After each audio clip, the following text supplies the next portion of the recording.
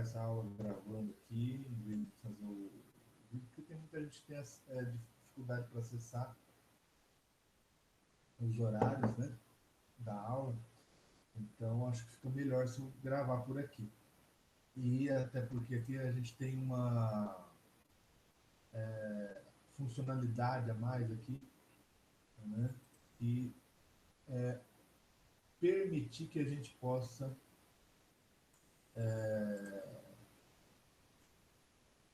mostrar para vocês outras coisas, né, através da apresentação. Aqui. Então, vamos lá. Acho que agora, se tudo der certo, todo mundo está vendo essa tela aqui. E essa tela, né, o nosso assunto de hoje, tá, são as doutrinas nacionais, socialista e comunista, né, para a gente poder entender um pouquinho, diferenciar uma coisa da outra. Tá? Sobre nacionalismo, a definição aqui da Wikipédia, né, antigamente eu não pegaria nada da Wikipédia, não. Mas, quando a gente vem aqui embaixo, a gente vê que tem uma extensa bibliografia, bastante coisa. Então, acho que é algo confiável. Né? E eu dei uma lida, obviamente, e o que está aqui está correto. Tá? O nacionalismo, do jeito que ele vai estudar, é uma tese ideológica, surgida após a Revolução Francesa. O que seria uma tese ideológica? Seria que numa ideologia, um conjunto de ideias que vai fazer com que eu pense o mundo de uma determinada forma. Todas essas nacionalismo, comunismo, né, tudo isso aí é uma forma diferente de pensar a sociedade que a gente vive e as relações que a gente estabelece dentro do mundo que a gente vive. Tá? Então, para vocês entenderem assim a questão de uma ideologia, né? O que seria esse conjunto de ideias que vai guiar a minha consciência para aquilo que eu para tudo na minha vida, né? A ideologia é tudo. Então, por exemplo, durante, né, vou dar um exemplo bem simples para vocês. Se eu, por exemplo, né, tem gente que acredita que a Terra é plana. De onde vem essa ideia? Vem de um conjunto de ideias aí, ideológicas, nas quais eu tenho certeza absoluta. A ideia, muitos deles, a base do pensamento é religiosa. Então, quando você tem uma ideologia religiosa, né, quer dizer, tudo no mundo foi feito pelo Deus dessa religião ou algo assim. Né? Então, tudo ele vai identificar e tudo ele vai, vamos dizer assim, reconhecer através dessa ideologia. Então, dentro da ideologia religiosa, se eu ver, por exemplo, um fogo no cemitério, eu posso dizer assim, foi o capeta que mandou o fogo. Agora, na verdade, aquilo lá chama-se fogo fato, né? E é um fenômeno totalmente científico. Né? Hoje, a nossa ideologia, a ideologia capitalista, ela é baseada na ideia de que nós somos cada um por si e que a gente deve lutar, o melhor vence. A ideia de que o melhor vence. Existem outras ideologias que vão imaginar assim, olha, não é uma questão do melhor vencer, é uma questão assim, de todo mundo viver bem junto. Tá? Isso é uma ideologia. Né? Quando ele fala de tese ideológica, olha só o que ele vai dizer aqui. Ó. Esse distrito seria um sentimento de valorização marcado pela ação e identificação com uma nação. Veja, depois da Revolução Francesa começa a surgir a ideia de nação. A palavra nação ela vem do latim natio, tá? Que quer dizer pertencer a algo. Então, eu pertenço à minha nação. Né? Para o Bresser Pereira, ele é uma ideologia, o nacionalismo, fundamental da terceira fase da história da humanidade, que seria a fase industrial, quando os estados nacionais se tornam uma forma de organização política, cultural, que substitui o império. Ou seja, nós não temos mais reinos. Né? E, então, nós temos as nações, nós temos os países. Né? E veja, uma coisa é nacionalismo, outra coisa é patriotismo. Tá? Que ele coloca bem aqui. O patriotismo ele considera como um amor à manifestação de amor ao símbolo do Estado, como o hino tal, e tudo mais. O nacionalismo é uma definição política, sobretudo a preservação da nação enquanto entidade, por vezes da defesa do território delineado por fronteiras terrestres, mas acima de tudo, nos campos linguístico, cultural, com outros processos de destruição identitária. Ou seja, a ideia de que assim, ó, esse nacionalismo ele vai ele vai no seguinte caminho, né? Diferente do patriotismo que é um amor aos símbolos, o nacionalismo é preservar a nação. E quando eu digo preservar a nação, estou dizendo o quê? Do território dela e da cultura de uma forma geral. Né? Mas esse nacionalismo ele pode levar a vários tipos de exagero. Na verdade, ele levou, né, a vários tipos de exagero. Como, por exemplo, a guerra. Né?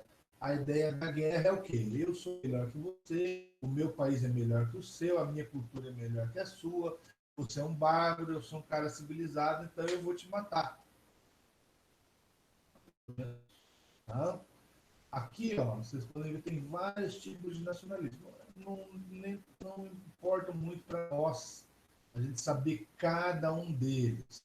Tá?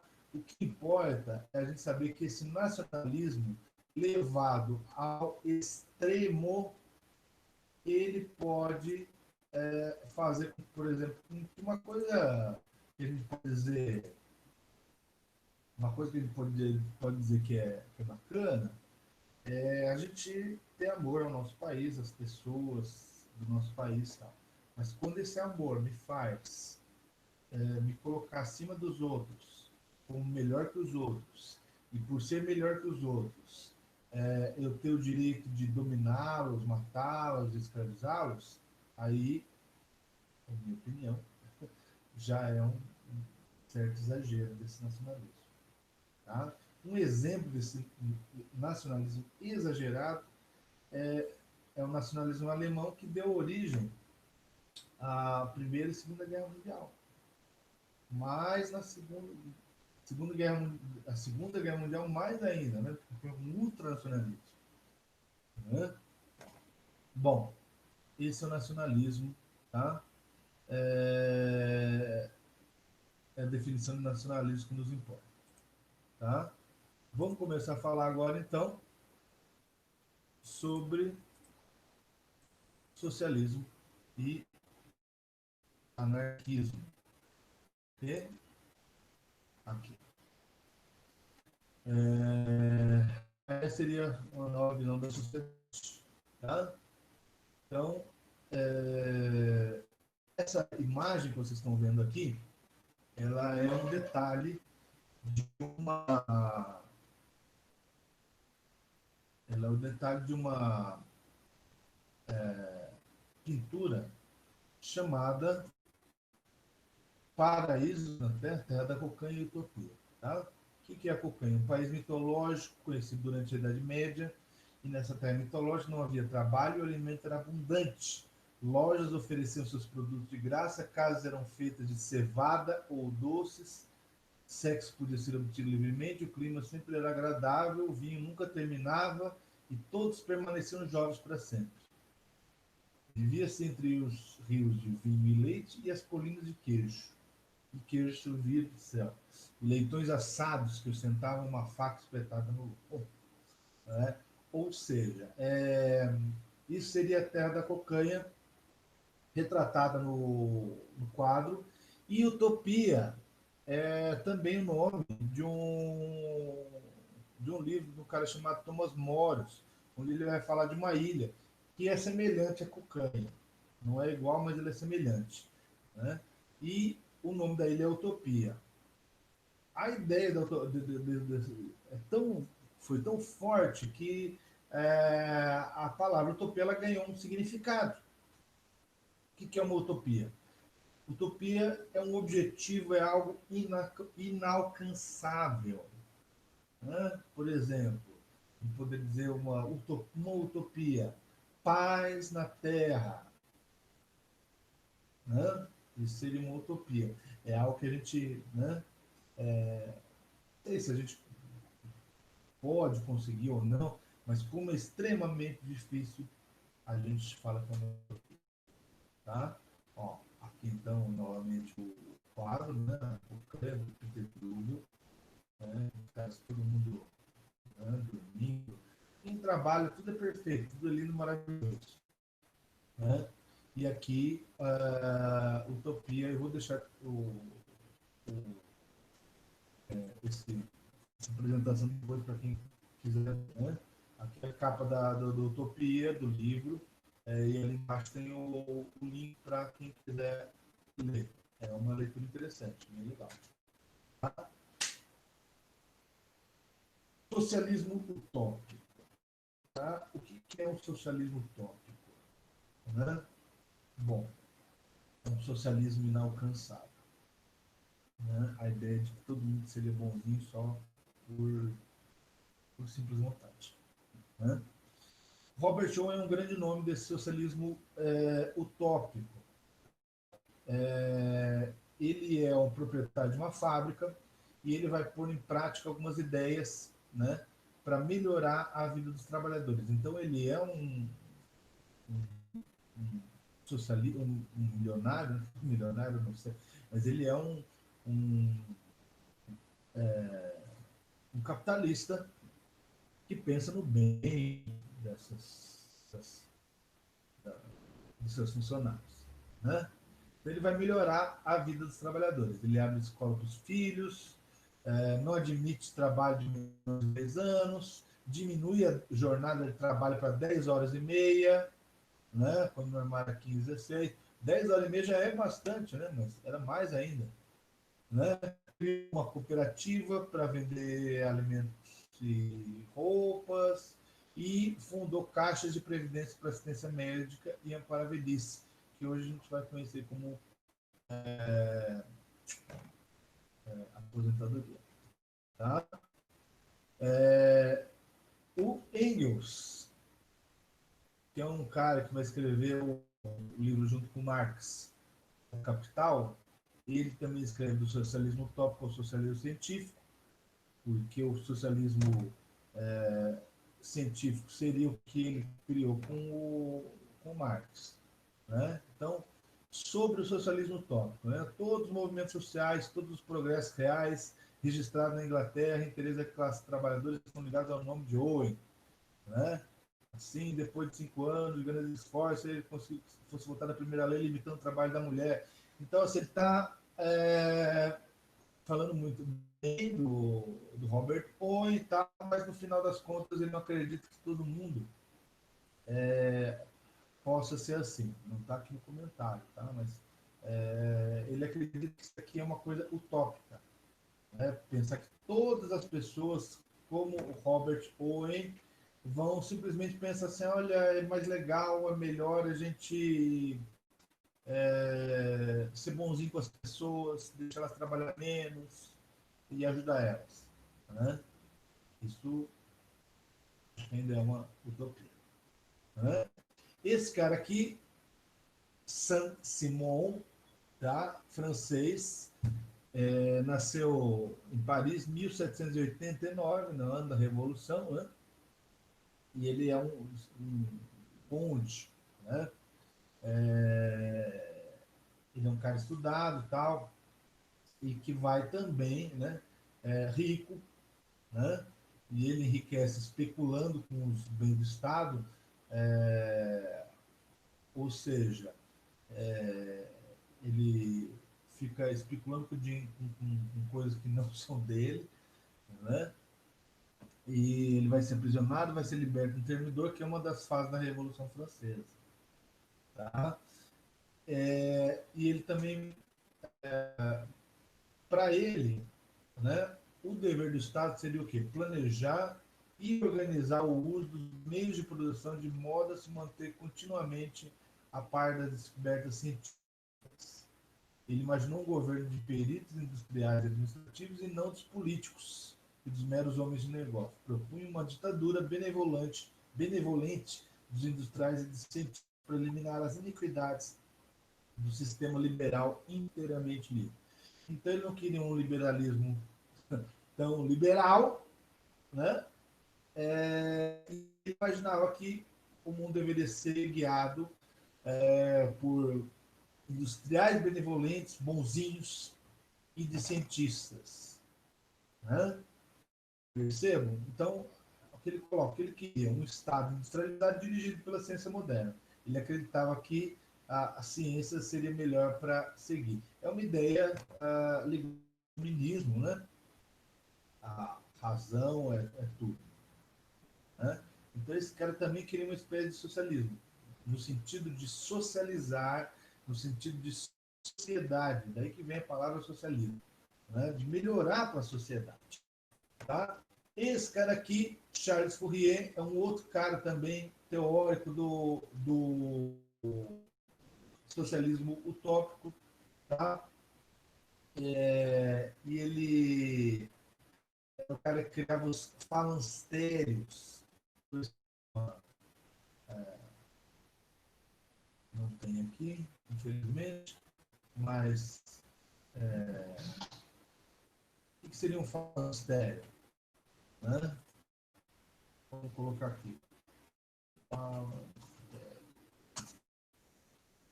O falancério, a ideia do falancério, olha só, né? Seria um tipo de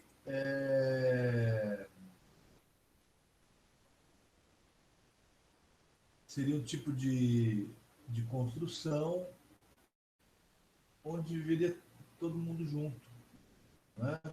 O trabalho seria perto, as pessoas, todo mundo lindo, maravilhoso, todo mundo se ajudando, né? Essa coisa linda, né?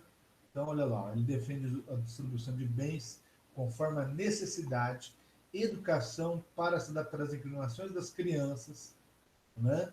Não iria ter restrição moral à prática de sexo, olha que interessante, né? Todos eles, quando vão falar de liberdade aqui, todos não, né? Mas vão também falar sobre sexo, né? Então ele imagina o falanstério seria mais ou menos como se fosse a ideia da comuna, né? Todo mundo vivendo junto, né? Numa comunidade, tá? Bom, socialismo científico, tá? Definição do dicionário de sociologia. O socialismo ele é mais um conceito econômico, baseia-se no princípio da propriedade pública, coletiva, dos instrumentos materiais de produção. O que é instrumento de produção? É a fábrica, é a enxada, é tudo aquilo que eu uso para produzir os produtos que eu preciso, sejam produtos agrícolas, sejam produtos industriais. Então, a base do socialismo é o quê? É a. Cadê? Tá? A base do socialismo, então, seria que esses instrumentos de produção sejam de propriedade pública. Né? Na prática, hoje, seriam essas fábricas seriam de todo mundo e as pessoas que estão lá fazem coisas para todo mundo. Tá? É diferente do comunismo. tá? Porque o socialismo, tá? Ó, o socialismo não pressupõe a abolição total da propriedade privada, mas somente dos meios de produção, dos bens de capital, mantendo-se a propriedade individual dos bens de consumo, as coisas que eu vou consumir. O que eu consumo? Comida, roupa, casa, viagem e tal, e meu carro, né? E as coisas que eu uso, né? E no sistema socialista ainda existe o capital particular, oferidor de lucros, em função do que adicionar tudo. Tá. A questão não existe o estímulo que dinamiza essa economia, é o progresso, não o lucro pessoal, que vai fazer a sociedade ir para frente, a ideia de progredir, né? Um desejo coletivo de que todos cheguem no bem-estar econômico e social. Todo mundo chegue numa coisa boa. Dizem que vamos socializar a pobreza. Não é dividir pobreza, é dividir a riqueza. Tá? Como o comunismo é uma outra doutrina econômica, tá? Mas ela é um pouquinho diferente, tá? Ela é um pouquinho diferente, né? Porque, ó, ela preconiza a impossibilidade da reforma, instauração e medidas fragmentárias de caráter lento, blá, blá, blá. Vamos traduzir isso aqui. O socialismo prevê que haja uma progressão do capitalismo para o socialismo. Né? As coisas ainda são, né? Elas vão aos poucos se tornando de todo mundo. No comunismo, a ideia, tipo assim, não dá para instalação de medidas fragmentárias e lentas. Não dá para fazer isso de forma lenta, tem que ser na hora, tá? Então, esse o comunismo prevê que seja tudo, vamos dizer, tudo modificado não de forma lenta, tem que ser modificado de uma vez, né? Em vez de eu pegar o copo e virando ele devagarinho, o que eu tenho que fazer? Virar ele logo de uma vez, tá? O socialismo admite que o rendimento, ambos os sistemas consideram válidos rendimentos advindos do trabalho, ou seja, quem trabalha recebe, né? Recebe pelo trabalho, não pela propriedade, como a gente faz hoje. Hoje, se eu tenho uma casa, eu recebo o aluguel da casa. Se eu tenho dinheiro e eu coloco lá na Bolsa de Valores, eu posso fazer dinheiro com o dinheiro. Aqui não, aqui é com o trabalho. Tá? O socialismo admite que o rendimento seja medido pela capacidade pessoal ou pelo rendimento social manifestado pela competência dentro do sistema coletivo. Ou seja, se eu render mais, eu ganho mais. Já o comunismo aspira a suprimir até mesmo esse último tipo de competência. O lema do comunismo é de cada um segundo a sua capacidade e a cada um segundo as suas necessidades. Ou seja, que tipo de trabalho eu vou fazer? Aquilo que eu sou capaz de fazer. E o que eu vou ter? Aquilo que eu necessito. Tá? Então, nenhum dos países simplificadamente denominados comunistas atingiram esse estágio. A Rússia nunca foi comunista, porque na ideia do comunismo você não tem nem governo. No socialismo você tem a ditadura do proletariado. No comunismo você não tem. É a sociedade que vai, através de pequenos grupos, agir. E tudo vai ser decidido junto. Tá? Bom, anarquismo. Tá? Esse cara aqui é o Proudhon. Tá? A ideia dele de anarquismo é o quê? O que ele defende? Ó? Cada indivíduo tem o direito à posse do meio de produção ou da terra através do uso. Ou seja, se eu uso, ela é minha, sendo sempre vigiado pela sociedade que regulamentaria e organizaria tal produção desta forma, regulando o mercado. Ou seja, o grupo em que eu estou inserido, a sociedade em que eu estou inserido, ela vai, de certa forma, vigiar, quer dizer o quê? Tipo assim, ó, Se eu uso, é meu. Então, essa terra aqui eu estou plantando, então ela é minha para mim plantar. Ela não é minha, no sentido de eu poder vendê-la de um produto, mas ela é minha pela posse, né? E quando ele fala que sendo vigiado para regulamentar e organizar a produção, quer dizer o quê? Se todo mundo plantar milho, quem é que vai comer? Como que eu vou comer pão? Né? Precisa de alguém para plantar trigo. Tem uma série de fatores aí que são necessários, então precisaria haver uma regulamentação. Porque se você também pegar e todo mundo plantar trigo porque dá mais dinheiro, né, alguma coisa vai dar errado. Então, em outras palavras, ele era contra a propriedade estatal. Propriedade estatal é o quê? Quando é do Estado, estatal dos bens em favor da propriedade dos trabalhadores. Passariam a se organizar em associações. Então, para eles, lá no socialismo, as fábricas são do Estado. E o Estado é de todos, entre aspas, mas não é, né? Então, ele acha o seguinte, ó, a fábrica, de quem que é a fábrica? Ah, é dos trabalhadores que trabalham nela. Ah, o banco, de quem que é? Dos trabalhadores que trabalham nele. Ah, a fazenda, de quem que é? Do trabalhador que trabalha nela. Né? É mais ou menos isso. Isso é muito semelhante ao comunismo. Na verdade, assim, na minha opinião, eles são iguais, anarquismo e comunismo.